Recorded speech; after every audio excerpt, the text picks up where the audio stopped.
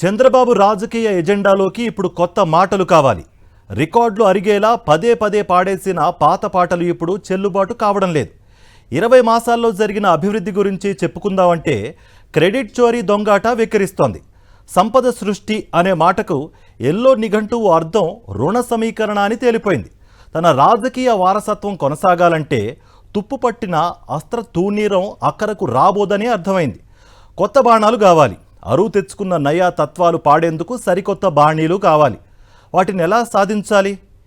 కీం కర్తవ్యం అన్న ప్రశ్నకు ఒకే ఒక్క మార్గాంతరం ఆయనకు కనువిప్పు కలిగించినట్లుంది. అన్యథా శరణం నాస్తి త్వమేవ శరణం మమ అంటూ మతాన్ని పులిమేసుకోవటం మొదలుపెట్టారు. మతాన్ని రాజకీయాలతో ముడిపెట్టకూడదన్న రాజ్యాంగ స్ఫూర్తిని, సర్వోన్నత న్యాయస్థానాల ఆదేశాలను ఆయన గణించదలుచుకోలేదు.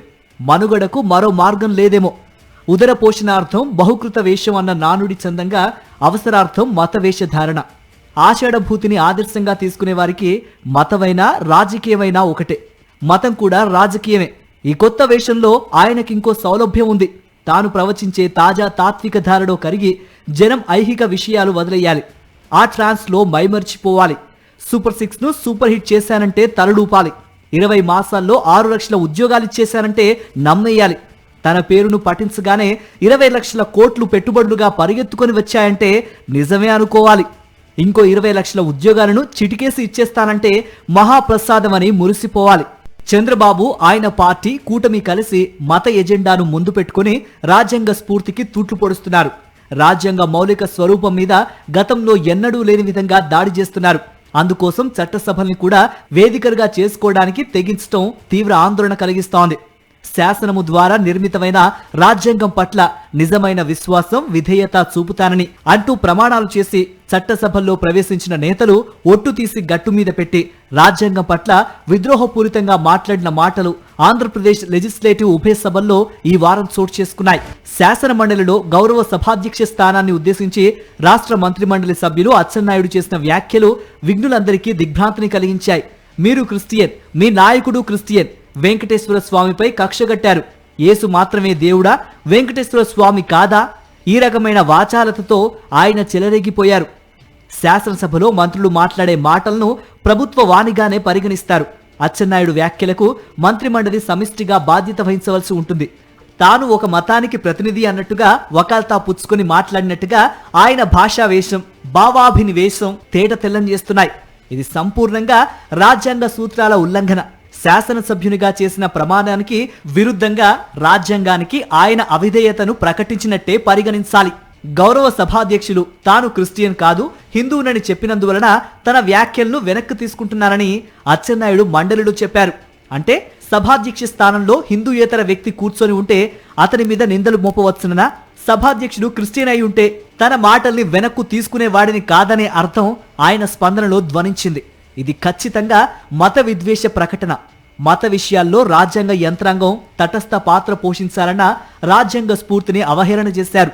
శాసనసభ్యునిగా తాను చేసిన ప్రమాణాన్ని గాలికి వదిలేసి రాజ్యాంగ అవిధేయతకు ఆయన పాల్పడ్డారు. ఈ విషయంలో సర్వోన్నత న్యాయస్థానాల తీర్పులను కూడా ఆయన ఖాతరు చేయలేదు.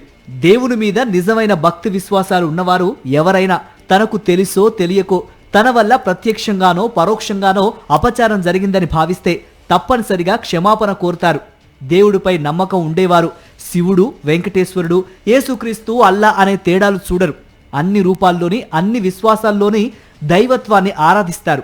మీ దేవుడు, మా దేవుడు అనే మీమాంస భక్త వేషధారులకుంటుందేమో కానీ భక్తి విశ్వాసాలు కలవారికి ఉండదు. ముఖ్యమంత్రి హోదాలో ఉండి శాసనసభ సాక్షిగా ఒక మతం తరఫున వకాల్తా పుచ్చుకొని రాజ్యాంగం నిర్దేశించిన రాజ్య తటస్థత నియమాన్ని బాబు ఉల్లంఘించారు. ఆదాయ వనరులు లేని వేలాది చిన్న దేవాలయాల్లో దీపధూప నైవేద్యాలకు నిధులను, అర్చక స్వాములకు భృతిని ఏర్పాటు చేసిన రాజశేఖర్ రెడ్డి మీద, తిరుమలేశుని వైభవానికి దిగాంతాల దాకా ప్రాచుర్యం కల్పించాలనే లక్ష్యంతో వేలాది ఆలయాలను నిర్మించిన జగన్మోహన్ రెడ్డి మీద హిందూ వ్యతిరేక ముద్ర వేయడానికి కూటమి సర్కారు పడరాని పాట్లు పడుతోంది. బట్ట కాల్చి మీదేస్తాం అనే బరితెగింపు ధోరణి ఇది.